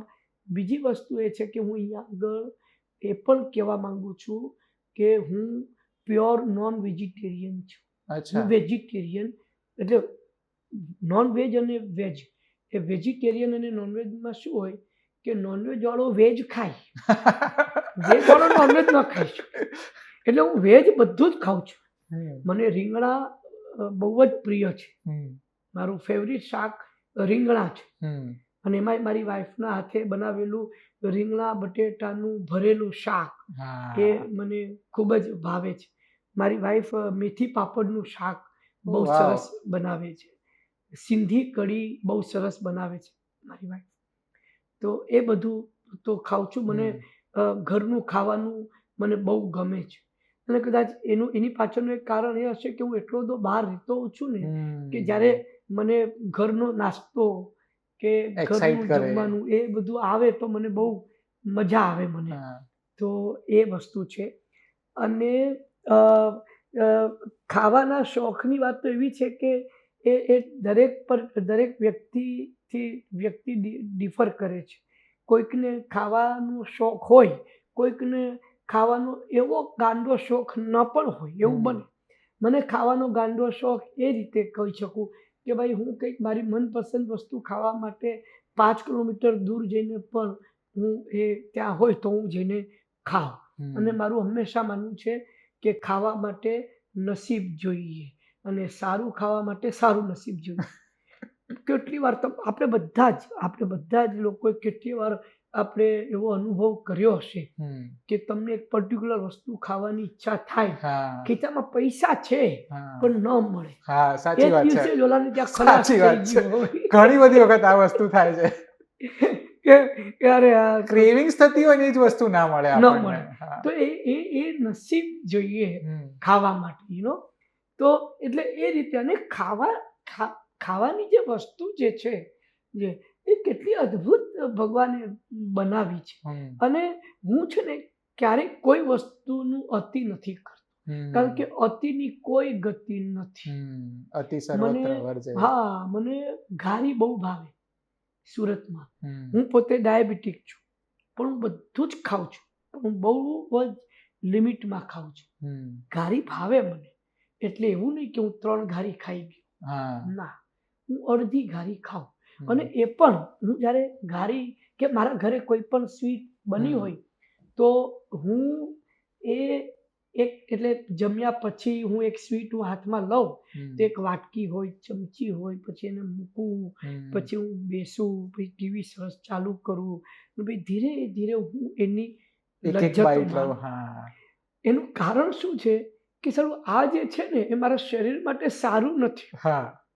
પણ હવે મારા જીભને મનને તો જોઈએ છે. એટલે હું આ ખાઈ રહ્યો છું. તો એટલીસ્ટ એને આમ કરીને ઘણી વાર કેવું થાય, એક પેંડો ખાવ ને તો આમ કરીને મૂકી દીધો, અને તૃપ્ત ના થવાય અને પછી બહુ એનાથી. તૃપ્ત, અને બહુ, અને આટલો મોટો પેંડો તું ખાઈ ગયો, આટલી સાકર, આટલો માવો, આટલું બધું ખાઈ ગયો, એના કરતા તું એ જ વસ્તુ લે ને હમ. ધીરે ધીરે માણવાની વાત છે. માણ. તો હું સ્વીટ એવી રીતે માણતો હોઉં છું, ઇવન તમે વાત કરી રહ્યા છો ત્યારે તમારા ફેસ પર એટલી બધી સ્માઇલ છે અત્યારે ફૂડ વિશે વાત કરતા. આપણે કંઈક મંગાવવા જેવું હતું આજે. ના ના, આજે હું જમીને આવ્યો છું. અમારે ત્યાં હોટલની બાજુમાં એક જૈન ભોજનાલય છે. અચ્છા. તો મારા બધા સાથીઓ 2 દિવસથી ત્યાં જતા હતા. તો મને કહ્યું કે સર તમે પણ ચાલો, મજા આવશે. ખાલી 100 રૂપિયામાં તમને ત્યાં જમવાનું આપે છે, કાંદા લસણ બટેટા વગરનું. પણ તમે એકવાર આવો. અને એટલી મજા આવી છે મને આજે ખાવાની એ જૈન ભોજનાલયમાં કે આનંદ થઈ ગયો. એટલે એ જે છે ને વાત. અને બીજું શું થાય છે કે હું છે ને તે એકના એક ક્યુઝિનથી બહુ કંટાળું. એટલે તમે મને રોજ સવારે ગાંઠિયા આપો તો એનાથી એક કંટાળું. એટલે હું અલગ અલગ વસ્તુઓ ટ્રાય કરતો હોઉં. એટલે અમારે ત્યાં જ્યારે નવરાત્રિ હોય કે દિવાળીના દિવસો હોય કે કોઈ મોટો દિવસ હોય, મોટી 11 હોય કે એ બધું હોય, ત્યારે અમારે ત્યાં ઈંડા ન બને મારા ઘરે. અમે લોકો ઘરમાં ઈંડા બનાવીએ છીએ, નોનવેજ નથી બનાવતા. નોનવેજ બહારથી આવે તો હું ખાઈ શકું, પણ ઘરમાં નહીં બનાવવાનું, એવો મારી વાઈફનું મેન્ડેટ છે. તો પણ જ્યારે વેજીટેરિયન ખાવાનું હોય કે મને ખબર છે કે હવે આ શ્રાવણ મહિનો છે, 1 મહિનો વેજીટેરિયન ખાવાનું છે, તો પછી મારા રોજે રોજના મેનુ અલગ અલગ હું મારા કૂકને કહી દઉં. તો અમારે ત્યાં પૂરી શાક બહુ સરસ બને છે. હવે અમારે ત્યાં જે પૂરી બને છે એની અંદર થોડું મોણ વધારે નાખવાનું, અને પૂરી પાતળી પૂરી અને નાની પૂરી, આટલી પૂરી હોય, પ્રોપર ફૂલી જાય એવી 5 ગરમ પૂરી. અને જે બટેટાનું શાક જે હોય ને એમાં કોકમ ને ગોળ નાખે. અચ્છા. સેજ ગળચટ્ટું શાક. આપણું જે ઈડર ને બધી જગ્યાએ જે નોર્થ ગુજરાત, જેને આપણે કદાચ સૂકી ભાજી પણ અમુક નહીં, જગ્યાએ. હા, પણ આ નહીં, આ તો લાલ રસાવાળું. અચ્છા, રસાવાળું શાક. સેજ ગળચટ્ટું. તો એ હોય. પછી અમારે ત્યાં થાય છે આપણું આલુ પરોઠા. હવે આલુ પરોઠામાં કેવું હોય છે તમને કહું કે આપણા જે બટેટાવાળા છે ને જે એ સેજ ગળચટ્ટા હોય, ગુજરાતી. એનું જે પૂરણ હોય ને એ જ એ આલુ પરોઠામાં જાય. હવે તમે બહાર જે પંજાબી આલુ પરોઠા ખાવ છો ને એમાં એ ઉપરનું લોટનું પડ બહુ જાડું હોય. આપણે ત્યાં એકદમ જે પૂરણપોળીનું પડ કેવું હોય, એવું પાતળું પડ હોય, અને એમાં ભરપૂર આદુ મરચા નાખેલા હોય. એટલે થોડું સ્પાઈસી એટલે ગળું અને તીખું, ગળચટ્ટું અને તીખું, લીંબુ નાખેલું હોય, સાકર નાખેલી હોય એ. અને સાથે હું કેચઅપ ખાતો નથી. હું ખજૂર આંબલીની ચટણી મારે ત્યાં હોય જ, ફ્રીજમાં પડી જ હોય, એ હોય. અને તીખી આપણી કોથમીર. દહીં પણ નહીં આલુ પરોઠા જોડે? નહીં, એ તીખી ચટણી અને આપણું દહીં પણ નહીં. અચ્છા. એ તીખી લીલી ચટણી અને એની અંદર ખજૂર આંબલીની ચટણી નાખી અને એ હું ખાતો. અમારે ત્યાં બટેકા પૌવા, આપણા ગુજરાતીઓમાં જેમ કે મરાઠીઓમાં કાંદે પોહે, એટલે એ પોહા બહુ બહુ બોરિંગ હોય. તો આપણા જે પૌવા હોય ને કે જેમાં બટેટા પણ પ્રમાણમાં પ્રોપર, એ બટેટા જે તમે નાખો ને જે એ બટેટા પણ તમારે એના ઝીણા ટુકડા કરી અને એને પહેલાં ફ્રાય કરવા, પછી એને પૌવામાં નાખવાના, પછી એમાં હાફ કુક વટાણા નાખવાના, સેજ ક્રન્ચીનેસ હા એટલે ખાતી વખતે મજા આવે. આવે. હા. તો એ ને સેજ ગળ છટ્ટા હોય પૌવા, તો એ અમારે ત્યાં બને. અમારે ત્યાં મગના પુડલા બને છે. એટલે મગ હોય ને જે આપણા એ ફોતરાવાળા મગ, એની દાળ હા. એને બાફીને એના પુડલા અમારે ત્યાં બહુ બને. બેસનના પુડલા તો સરસ હોય જ છે. અને હા. એ તો એમાં પણ આદુ મરચાં પ્રોપર નાખવામાં આવે. તો આ બધું મારું લિસ્ટ બનેલું હોય કે હવે કાલે આ બનાવજો, કાલે આ બનાવજો. તમારા કુકને કોઈ દિવસ તકલીફ થઈ જતી હશે તમે બિલકુલ એ બહુ રાજી. એક વસ્તુ કહું તમને, હા. જે રસોઈ બનાવવાળો માણસ ને વધારે આનંદ થાય જ્યારે કોઈ ખાવાવાળો જે સાચો ટેસ્ટ પારખનારો હોય. એટલે અમારા કૂકનો હાથ મીઠામાં થોડો વધારે જરાક છે, તો એને મેં મારીને મેં એને ઠીક કરાવ્યું છે. તો પણ ક્યારેક પડી જાય તો હું તરત કહું નમક જ્યાદા હે. અને મને છે ને જરાક પણ વધારે નમક મને નહીં ચાલે ને અમે પિંક સોલ્ટ, સિંધવ સોલ્ટ વાપરીએ છીએ ઘરમાં. તો પણ એને બહુ આનંદ થાય. પછી એને મેં કહ્યું તું ચાઇનીઝ બનાવ, તો એ ચાઇનીઝ બનાવે. અજીનો મોટો નાખ્યો, તું લઈ જા પાછું, નહીં ખા. પછી કે અચ્છા મેં અજીનો મોટો કે વગર બનાવતો, એટલે અજીનો મોટો વગર મારે ત્યાં બને. અમે પેલા બહારથી હાક્કા નૂડલ્સ અમે લઈ આવતા હતા, એ પણ મેં બંધ કર્યા કે નહીં, એમાં સોડિયમ બહુ હોય. મેં કહું એ બધું નહીં. તો મેં કહું ઘરે બનાવ. નૂડલ્સ ઘરે પણ તમે આરામથી બનાવી શકો છો. ઘરે મેંદાના નૂડલ્સ પણ બનાવો ને તમે, તો વાંધો કશો જ નથી. એ તમારે એ નૂડલ્સ તમારે સીધું ઉકળતા પાણીમાં પાડી એને બાફી દેવાના છે, અને એને ઠંડા પાણીથી ધોઈ નાખો એટલે એકદમ બધા નૂડલ્સ છૂટા થઈ જાય. અને એને રાંધી નાખો સોયા સોસમાં, ફર્સ્ટ ક્લાસ થઈ જાય. તો એ અમારે ત્યાં બને. મારે ત્યાં સિઝલર બને છે. સિઝલર ઘરે? હા. ક્યાં વાત છે. તો સિઝલરમાં પહેલા એ શું કરતો હતો, ફ્રેન્ચ ફ્રાઈઝ નાખે, એટલે બટેટાની કાતરી તળીને નાખે. તું છે ને તે મેશ પોટેટો બનાવ. તો મેં એને મેં શીખવાડ્યું. મેશ પોટેટો બહુ જ સરસ વસ્તુ છે. મેશ પોટેટો એટલે બટેટાનો છૂંદો કરી સેજ એમાં દૂધ ઉમેરવાનું, સેજ સાકર અને થોડું મીઠું ઉમેરી અને એને બનાવવાનું. અદ્ભુત હોય.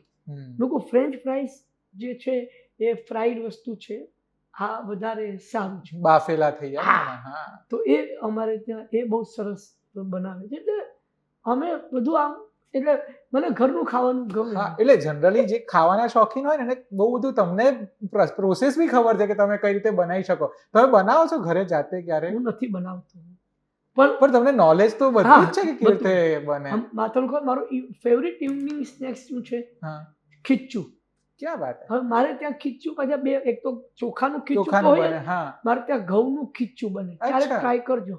ઘઉંનું ખીચું હોય ને એમાં તમે મરચું, લાલ મરચું નાખી શકો, અને ઉપરથી અજમો અને ધાણા જીરું, અને એ ચોખાનું જે ખીચું હોય ને તમે તેલ સાથે અને સંભારા સાથે ખાતા. પણ આમાં ઉપરથી અમૂલ બટર નાખવાનું ઘઉંના ખીચા પર. હા, પછી એનો ટેસ્ટ જોજો. મારે બનાવવું પડશે ઘરે કોઈ દિવસ. અમારે ત્યાં પાણીપુરી અમે બહુ સરસ બનાવીએ. પાણી એટલે બધું જ અમારે ત્યાં, મારા ઘરે બધું જ બને છે.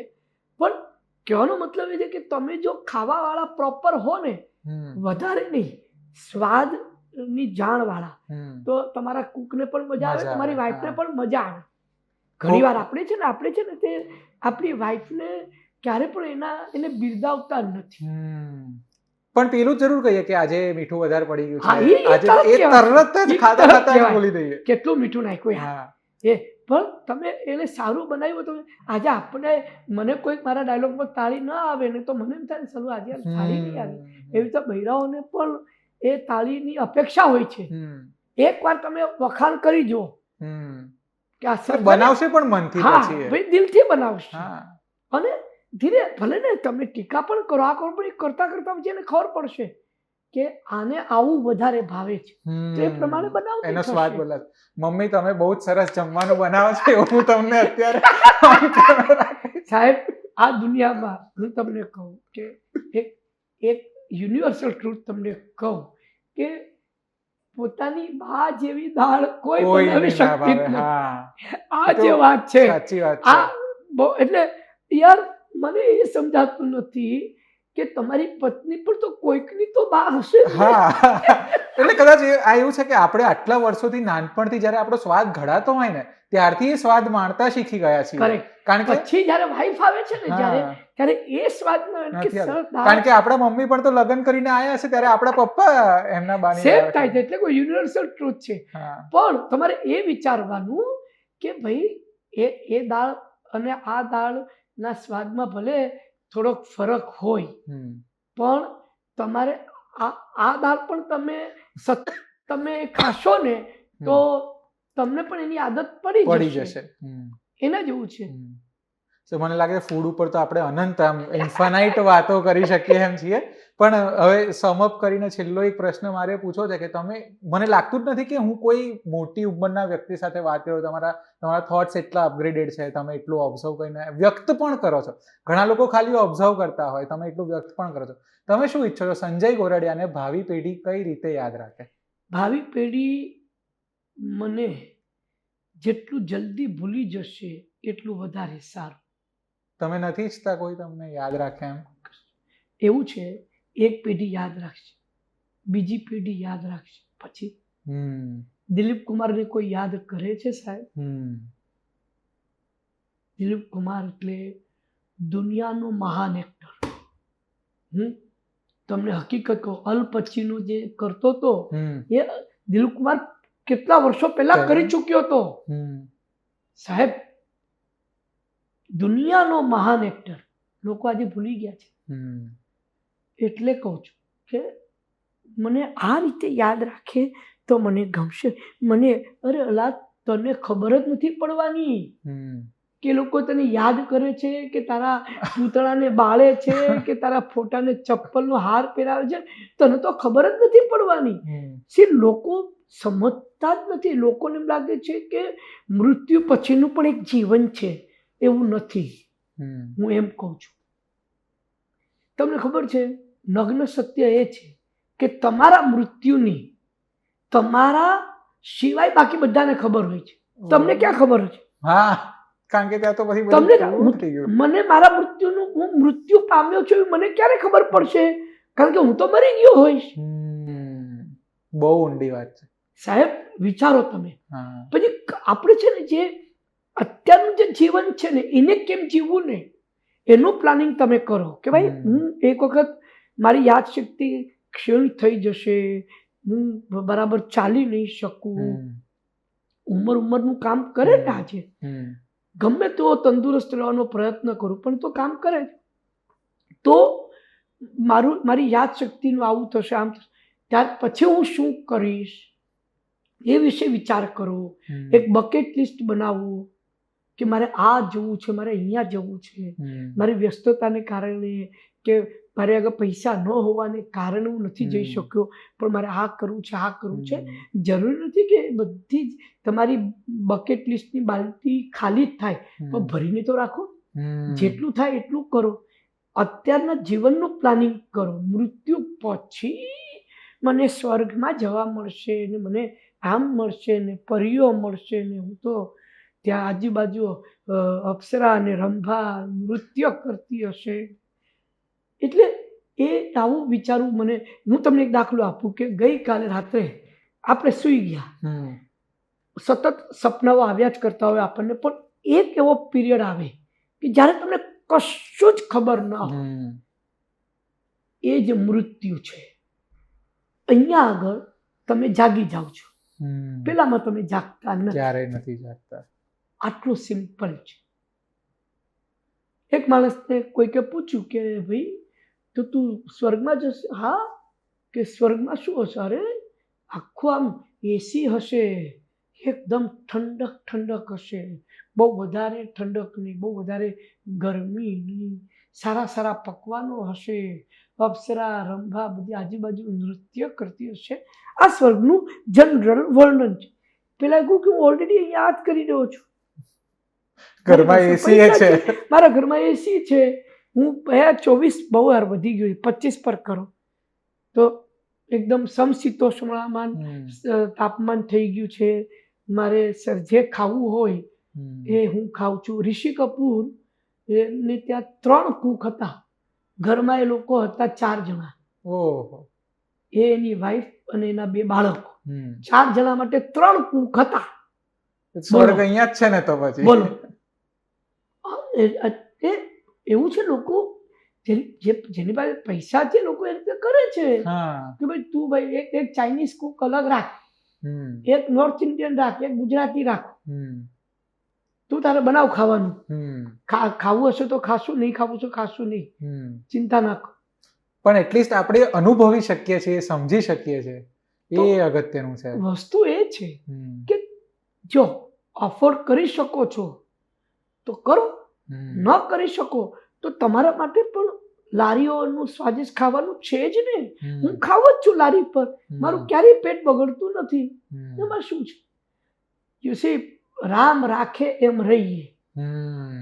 હું આટલો પ્રવાસ કરું છું સાહેબ, તો કેટલી વાર એવું બને કે અરે યાર હોટલ બુક કરી હતી પણ એને એમ થયું કે આપણે આવતીકાલે આવવાના છીએ. અરે યાર હવે શું કરવાનું? અરે આ ટ્રેનની ટિકિટ ખોટી આવી ગઈ. એકચ્યુઅલી હું 28 તારીખ રાત સમજી હતી એટલે 29 તારીખ કરાવી. એકચ્યુઅલી 27 તારીખ રાત અને 28 તારીખ કરાવી. આવા કેટલાય ગોટાળા થતા હોય છે. તો તમારી યાત્રા ખોરંભે ચડી જાય. પણ એમાંય કઈ રીતે તમે આનંદમાં રહી શકો? અને સૌથી પહેલા તો અનકમ્ફર્ટેબલ થઈ જઈએ આપણે. અરે કેમ થશે હવે કેમ જવાનું? રામ થોડું થાય, કશું નહીં. રામ રાખે એમ રહીએ. કેટલી વાર એવું થતું હોય છે કે આપણે ઘરે રાત્રે પહોંચ્યા હોઈએ, એસી ચાલુ કરીએ ને ખબર પડે કે સવારે ગેસ લીક થઈ ગયો છે, એસી બંધ છે. એવું નથી થતું? આવા મિસેપ થઈ રાખીએ, આનંદમાં રહો, કાલે આને રિપેર કરશે, કઈ મોટી વાત છે. એવી જ રીતે ખાવા પીવાની વસ્તુઓ કે જે તમારી પાસે બજેટ કેટલું છે, આટલું બજેટ છે તો એટલામાં તમને મળી રહે છે. આ દુનિયા જો તમે જુઓ કે કેટલું સરસ છે કે તમે 5,000ની વસ્તુઓ ખાઈ શકો ને 50 રૂપિયાની વસ્તુઓ ખાઈ શકો. સાચી વાત છે, બહુ સાચી વાત. મને એવું લાગે છે આપણે છે ને ફરી એકવાર બેસીશું, ફૂડ વિશે, ફિલોસોફી વિશે બહુ જ બધી વાતો કરીશું, કારણ કે આમાં સખત મને મજા આવી છે. અંત કરવાની ઈચ્છા તો નથી થતી, પણ પછી દર્શકો માટે બી બહુ લાંબુ થઈ જશે. Thank you so much sir, તમે અમને આટલો સરસ સમય આપ્યો. આટલી એક અલગ સંજય ગોરડિયાને આજે અમે મળ્યા અને આટલું બાજુમાં બેસીને વાત થઈ. થેન્ક યુ સો મચ આ પોડકાસ્ટમાં આવવા માટે. હું આશા રાખું છું કે આપણું આ પોડકાસ્ટ યુવાનિયાઓ જુએ, ચોક્કસ, અને એમાં એને માણે એવી મારી ઈચ્છા. અને થેન્ક યુ સો મચ. બહુ મજા આવી. હું તમને મળીશ એક નવા પોડકાસ્ટ સાથે, એક નવા ગેસ્ટ સાથે આવતા શુક્રવારે. ત્યાં સુધી તમારે આ પોડકાસ્ટમાં કયા નવા ગેસ્ટને મળવું છે એનું નામ અમને કમેન્ટ કરો અને જોતા રહો VTV Gujarati.com.